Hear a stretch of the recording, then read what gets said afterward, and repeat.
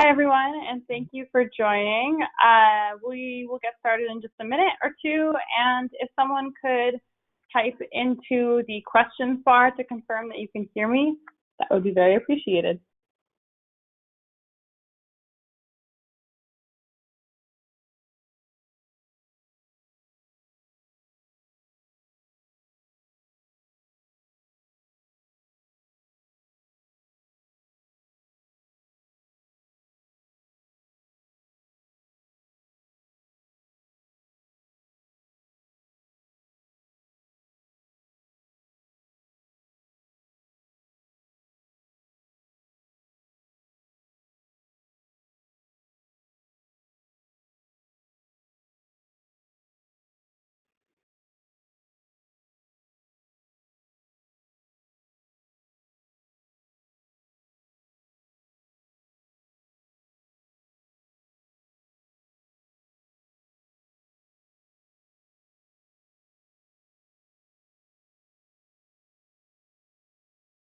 Wonderful.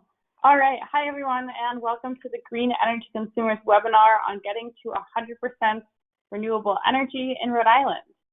Today, we will talk about all of the nitty-gritty about how we can get to that goal, what policies are currently on the table that would help us to that goal, get to that goal, and why it's so important. So we'll start off with some logistics. Today, you are on mute. This is a webinar. We will have plenty of time for questions and answers at the end. So if you have any questions throughout the event, please feel free to type into the questions bar that you should see through GoToWebinar. The session is being recorded today. So if you if you're having any troubles with technical difficulties, if you can type that into the questions or send me an email, kai@greenenergyconsumers.org, and hopefully I'll catch it. And let's see what else.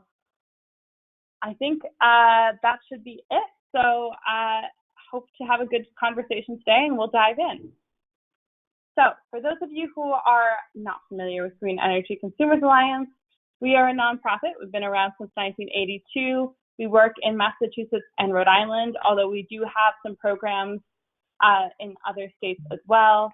We work on both programs and advocacy. So many of you may have participated in our Green Powered program, where you can buy green electricity through Green Energy Consumers Alliance. You may have participated in our Drive Green program, where you can get discounts on electric vehicles or learn more about being an electric vehicle owner or leaser. But we support all of that work through our advocacy. We believe that although we as individuals, there are changes that we can make in our lives to speed the transition to a low carbon future, one of the most powerful and important things that we can do is create policy change that creates the framework for that low carbon future.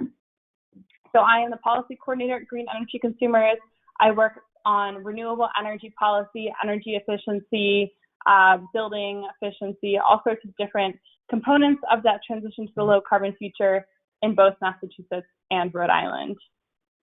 And today I will be talking about renewable energy in Rhode Island in particular. So our challenge here in Rhode Island is to reduce emissions to net zero by 2050. We were thrilled that the Axon climate bill passed earlier this session. That has been one of our top priorities for the last couple of legislative sessions. This bill set Rhode Island's first mandatory economy-wide and science-based climate targets. Those targets include 45% emissions reductions by 2030 and 100% emissions reductions, or net zero, by 2050. Along the bottom of this graphic, you can see the breakdown of where our emissions in Rhode Island are coming from. The bulk of the biggest contributor to emissions in Rhode Island is the transportation sector, with about 36%, and heating, natural gas, building emissions are the second biggest, although in this graphic, that's divided between residential, commercial, and industrial. Electricity consumption used to be the biggest contributor of emissions in Rhode Island, but through energy efficiency, renewable energy, and switching to lower carbon fuels, we have reduced that to 25% over the last several decades. However, getting the electric consumption portion of our emissions down to zero is absolutely key to meeting our climate goals, because the main way to reduce emissions from transportation and buildings is by electrifying everything. Gasoline, natural gas, it is very, very difficult to make those fuels carbon-free, whereas with electricity, the path forward is clear. We build more wind, we build more solar, we'll be talking about that today, and we can actually power our cars, our buildings on carbon-free electricity if we electrify. And that's why we believe it's so important to reduce emissions from our electric sector, and why we are so committed to this goal of 100% renewable electricity by 2030. There are bills before the General Assembly currently, these are our top priority for the rest of this legislative session, that would get us to this 2030 goal. The Renewable Energy Standard, S629 and H5762, are bills that would implement Governor Raimondo, our former governor's 2020 executive order that committed Rhode Island to getting to 100% renewable electricity by 2030. And in fact, we were thrilled that this bill passed the Senate last week on June 2nd, and we're working now to get it through the House. And if passed, this bill, this is the most important step we can take towards getting to that 100% by 2030 goal. So we have had a renewable energy standard in Rhode Island since 2004. This is not necessarily a new policy. Rhode Island was one of the first states in the country to have a renewable energy standard. Since then, more than half of the states in the country have adopted a renewable energy standard. The Renewable Energy Standard is a policy that sets a minimum level of electricity that must come from renewable sources, and it requires all of the energy suppliers in the state to reach that minimum level of electricity. That minimum level rises every year. Currently, we're at about 20% of our electricity coming from renewable sources. It's set to hit a little over 30%, I believe 38.5% by 2030. However, we can do a lot better than that. And that's why we want to update the Renewable Energy Standard to reach 100% by 2030. We know that this is doable in Rhode Island because of our plentiful forecasted renewable resources, and we hope to talk about that soon. So here is, in one graphic, an overview of how we can reach our goal of 100% renewable electricity by 2030. I will break it down a little bit. Let's see if I can get some drawing tools here in GoToWebinar. So let's see where we're at. We're at 2021 right here. Also, this graphic is from initially a report that the Office of Energy Resources commissioned over a year ago now from the Brattle Group. The final report came out last December at the end of the year after a year of talking to stakeholders about what it would take to get to 100% renewable energy by 2030. This report is what was kicked off by Governor Raimondo's executive order committing Rhode Island to that goal, and we were really pleased that the final report concluded that this is a doable goal, especially if we continue to invest in offshore wind. It also said that passing 100% renewable energy standard was the most important thing that Rhode Island can do to reach that goal, which is why that's one of our top priorities this year. So back to the graphic. Here we are in 2021. You can see the orange line. This outlines what a potential 100% renewable energy standard could look like. So every year you'll see that this orange line rises up. The black line up here is how much electricity we are projected to use in Rhode Island over the next decade. And we're currently pretty far off from that 100% goal, but we have a forecasted amount of offshore wind coming online that can make it doable. The dotted line here is how much renewable electricity our current renewable energy standard is projected to require. So if we make no changes, if we do not pass the bill that is currently before the General Assembly, this is the amount of renewable electricity that our energy suppliers will be required to put into the electricity that we receive in our homes and buildings here in Rhode Island. If we pass the 100% renewable energy standard, it will look something a little bit more like this orange line. This orange line is not totally accurate to the law as currently drafted. The law as currently drafted has, rather than a steady increase, which this orange line models, kind of more of an accelerating increase. So in 2029 and 2030, the amount of renewable electricity jumps up even more, because by that time we'll have just more renewable electricity coming online quicker. The bars here are actual renewable energy projects that we anticipate to have in Rhode Island. So you can see that we're doing a pretty good job. This blue bar is the Renewable Energy Growth Program that supports offshore wind and solar. The lighter blue bar refers to net metering, which is primarily utility scale solar throughout the state, but it also includes rooftop solar. And green is long-term contracting, which is our other main renewable energy incentive program, and that supports a whole variety of other resources. Of note, long-term contracting is the main policy that supports offshore wind procurement. And although Rhode Island is the first now of 2 states to have an offshore wind project, there is a lot of offshore wind coming in the pipeline. You can see that just in this graph here. Revolution Wind, which is currently procured and contracted with Deepwater Wind, is a project that promises to bring 400 megawatts of electricity to Rhode Island. That's a lot of electricity. That gets us over the minimum requirements projected in 2024 for renewable electricity. Last fall, the governor announced a 600 megawatt RFP.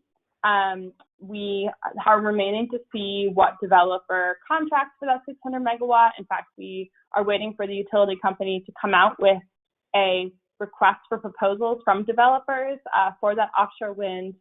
But if that offshore wind project goes through as we expect it to, we will be well on our way to that 100% goal. And it's feasible to imagine that we could have one more big offshore wind procurement before 2030 that makes it really easy to get to our 100% goal. Offshore wind has huge potential for electricity. There was a recent study by Environment America that modeled that we have 3 times our potential electricity needs here in New England of opportunity for offshore wind electricity in New England. And to give you a sense of the scale, 1 turbine operating for just 7 seconds could power a home for a year. So that's why we are so excited about offshore wind and everything that it's promising to bring here in Rhode Island. All right. And we'll come back to this graphic because it is really key to understanding how much renewable energy we have in Rhode Island, where the renewable energy standard is going, how we can meet that goal.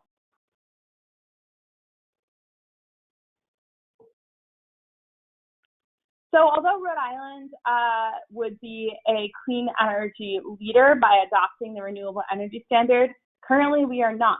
And that's because our renewable electricity goal is not statutory. Rather, it's just the governor saying, the former governor now saying, wouldn't it be cool if we met this goal? However, if we adopt a statutory renewable electricity goal of 100% renewable electricity by 2030, we would become one of the first states in the country to hit that goal. What's not shown on this graph is that the federal administration has announced a national goal of reaching 100% renewable electricity by 2035. So if there are people in the country talking about a very real possibility of getting to 100% nationwide by 2035, we absolutely can reach 100% by 2030 here in Rhode Island, where we already have a strong clean energy industry and the resources to meet that goal. So now I'm going to dive a little bit deeper into what we mean when we say 100% renewable electricity. There are 3 different ways of measuring renewable electricity in Rhode Island. The first is where the actual electrons are coming from. So when you turn on your light, where are the electrons that are powering that light bulb coming from? The second potential way of measuring is what electricity is Rhode Island producing. The third potential way of measuring this are what electricity are Rhode Islanders buying, from what fuel sources is our money going to support. And that third one is really what we talk about when we mean 100% renewable electricity in Rhode Island. And we'll get into why that is and why we believe that's a good way to measure meeting this goal, at least in the short term. So here in New England, we are all on one electric grid. That's up here in the top right corner.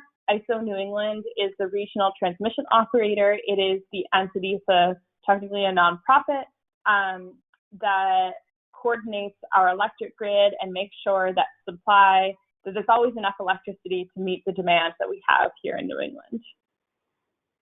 Our electric grid in New England is all interlinked, which means that when you turn on your light in Rhode Island, you can't be totally sure if the electrons in your light bulb are coming from a big wind project or deep water wind, for example, off the coast here in Rhode Island, or from a natural gas plant in Massachusetts, or from onshore wind in Maine.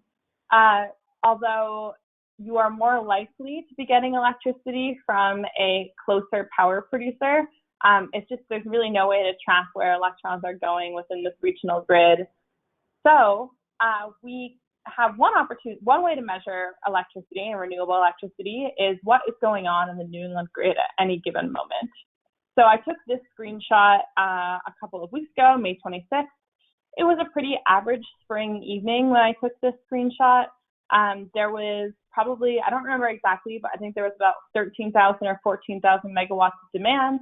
That's pretty low, but it is pretty normal for a spring day. And you can see that we have a fair amount of non-carbon electricity on the grid.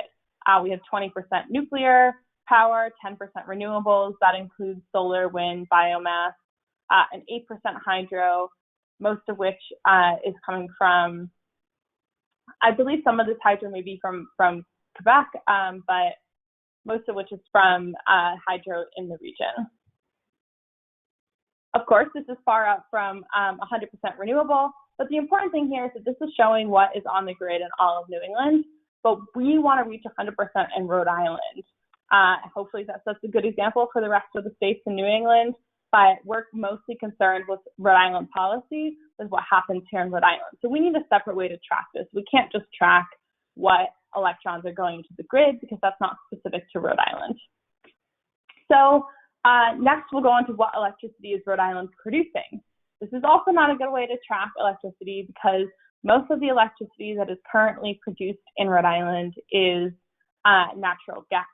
But that doesn't mean that the electricity that is delivered to our homes has to be from power producers in Rhode Island. And that's also a good thing because maybe Rhode Island, we don't have a lot of space for renewables here in Rhode Island. We might want to be buying renewables from other states, which totally works out. And that's why we go to what electricity are Rhode Islanders buying. The way that we track renewable electricity is through a system called Renewable Energy Certificates. It's a little bit complicated. It took me a long time to figure out how renewable energy certificates work, but Green Energy Consumers has this fun and helpful animation to walk us through it. So as I've already described, in New England, we're all on one grid. There are electrons floating around on the wires. I'm not an engineer. This is the way that helps me conceptualize it best. But all of those electrons are floating in the wires. When a turbine, when a renewable energy power producer, the example in this is a turbine, when it spins and produces 1 megawatt hour of electricity, that 1 megawatt hour of electrons flows onto the grid, and some of the electrons on the grid, we don't know if they're from the turbine, we don't know if they're from somewhere else, goes into the house and powers it. Meanwhile, as a renewable energy power generator produces electricity, it also produces what is called a renewable energy certificate. And this is how we track renewable energy. The renewable energy certificate goes into the ISO New England database, and the buyer of renewable electricity can buy the REC, and when a REC is bought and retired, then it disappears off of the database. It symbolizes that that amount of renewable energy has been utilized, someone has bought it, and no one else can get credit for using that renewable energy. This is important because it means that we're not double counting renewable energy or overestimating how much is on our grid. And also, the people who are paying extra for renewable energy get to take credit for doing the right thing, which is using more renewable energy. So, if you are powering your home on renewable electricity, just like everyone else who's connected to the grid, you don't know exactly what electrons are going into your home. But if you're retiring the renewable energy certificates that match the amount of energy that you're using, you can say that you're powering your home, your vehicle, whatever it is that you're using those renewable energy certificates for, that is powered with renewable energy. Just as not all electrons are the same, not all renewable energy electrons are the same. We recognize that there is a difference in value between, for example, landfill gas and wind and solar, which are some of the cleanest resources. There's kind of a gradation of renewable energy. You can argue that natural gas is better than coal, but natural gas certainly should not be considered renewable energy. You can argue that biomass could be considered renewable energy, but it's not as clean of a resource as solar and wind. And that's why here at Green Energy Consumers, we pay a lot of attention to making sure that we're investing in the highest quality renewable energy and the highest quality renewable energy certificates. By Rhode Island law, the highest quality renewable energy certificates and the ones that must be purchased to satisfy the renewable energy standard, they're called new. New RECs must have the quality of additionality, which means that those RECs are supporting new renewable energy that is additional to the grid. We want our renewable energy standard to be incentivizing more renewable energy to be developed, rather than energy suppliers just continuing to invest in renewable energy power producers that would already be feeding energy onto the grid. And that's why this new distinction is important. A bunch of different technologies count towards the renewable energy standard in Rhode Island, including hydro, wind, solar, biomass. We do recognize that not all of these are equivalently environmentally friendly. Up in Massachusetts, they have a very complicated system that subdivides types of renewable energy even further to try to get at the different values of these technologies. But in Rhode Island, this is the system we currently have. So to talk a little bit more about why additionality is important and why RECs are important, RECs can be the make or break between supporting a renewable energy project and making a renewable energy project viable and a renewable energy project not being able to get off the ground. And this graphic also helps explain why it's so important to be sure that when we buy renewable energy, we're buying RECs that come from Class 1 projects or new projects and ones that are here in New England. So we want our renewable energy dollars to be going towards projects that need the REC revenue to get off the ground. RECs do have inherent value. We pay for them. And so to walk you through this chart a little bit, on the far left, we have an old New England hydro project. So hydro is an old technology. First power plants in the country were hydro projects.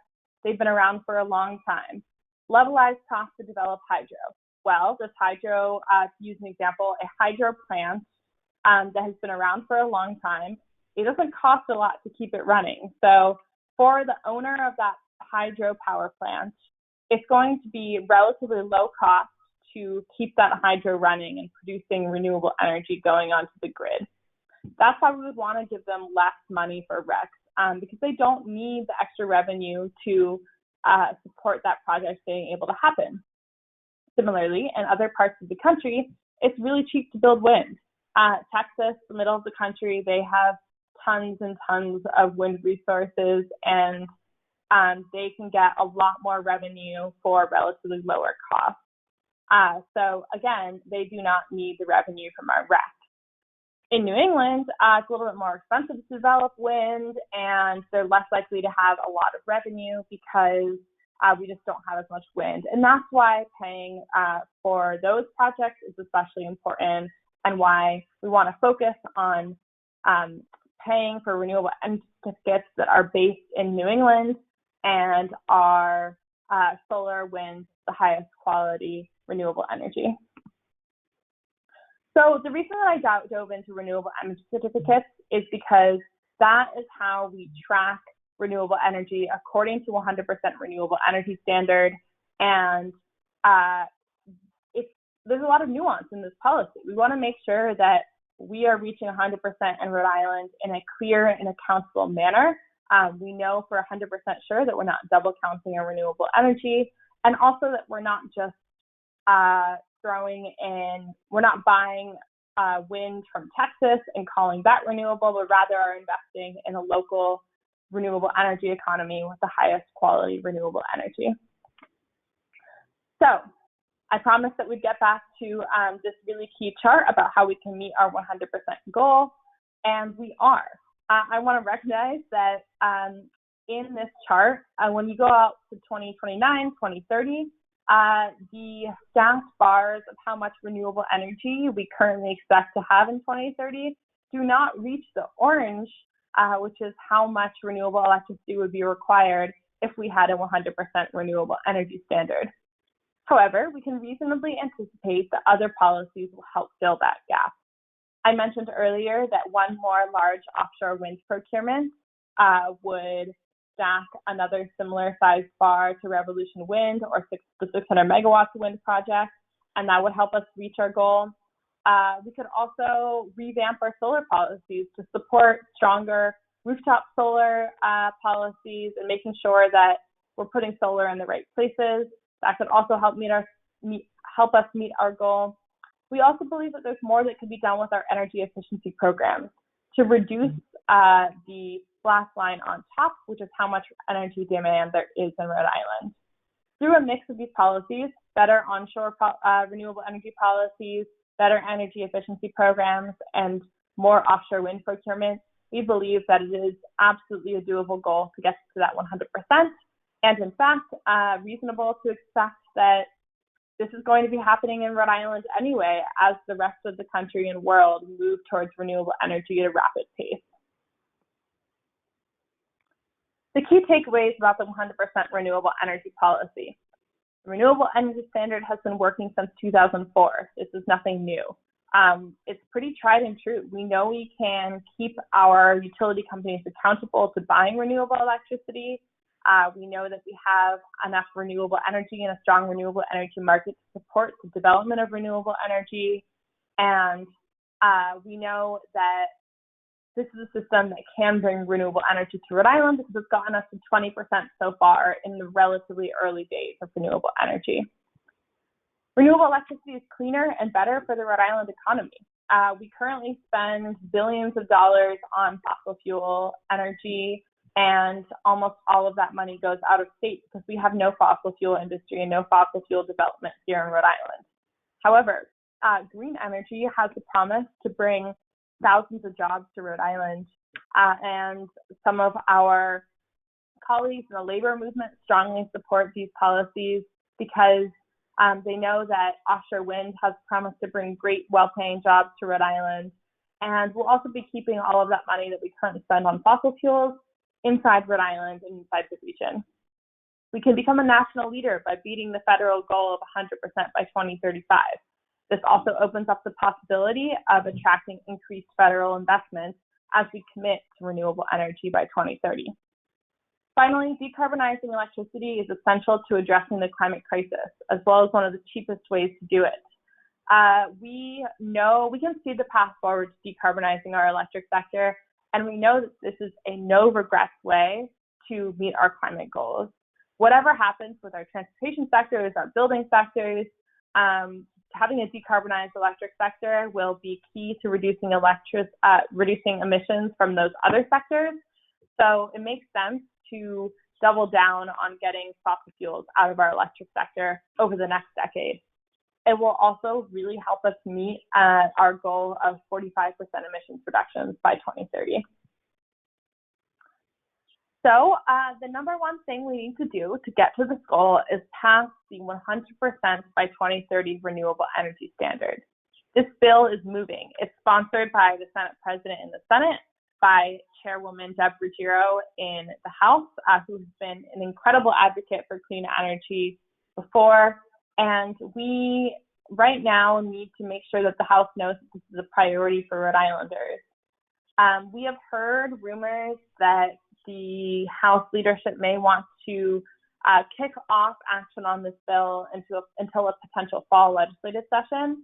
But, we want this bill to pass as soon as possible so that we can get started on reducing our emissions from our electric sector. The best thing that you can do to help is to call or email your representative today. We have a sample script. I think it's our very first blog post if you go to our blog at blog.greenenergyconsumers.org. And that has everything you need to know to reach out to your representative, including links to how you can find their contact information. And here are some additional resources. You can get involved with any of our programs at Green Energy Consumers on our website. You can also get looped into some of the general Rhode Island advocacy happening on the climate crisis by signing on to the Rhode Island Climate Crisis Campaign's statement at rhodeislandclimatecrisis.org. If you want specific climate policy updates, Green Energy Consumers tends to post those on our blog, and you can subscribe to our blog to get those in your inbox. We post things on Massachusetts as well as Rhode Island, and not just policy, but that's really our main avenue for talking to our members about policy. And coming up in the next couple of weeks or next month, I anticipate posting a spring legislative session wrap-up, because we expect the spring legislative session in Rhode Island to wrap up in the next couple of weeks. I will also be posting a blog on energy efficiency in Massachusetts and Rhode Island, and a blog on Shade to Peak, our peak demand reduction program. And with that, we have pretty much as much time as we want, 25 minutes for questions. And so if you have any questions, send them into the chat. And if not, then we can wrap up a little bit early. And thank you so much for joining us today.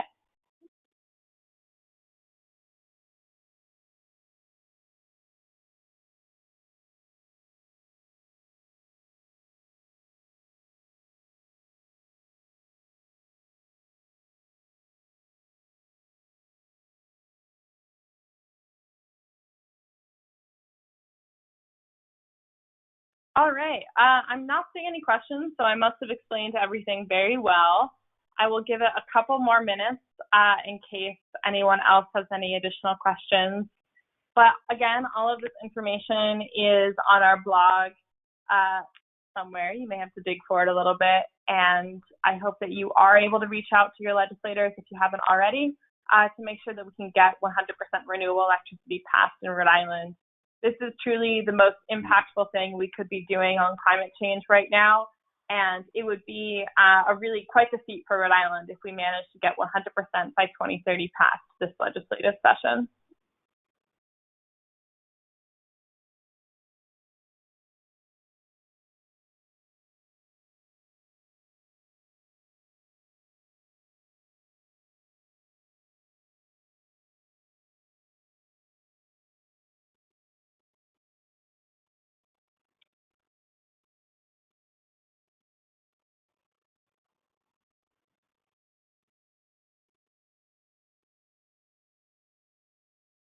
All right, I see a couple of questions.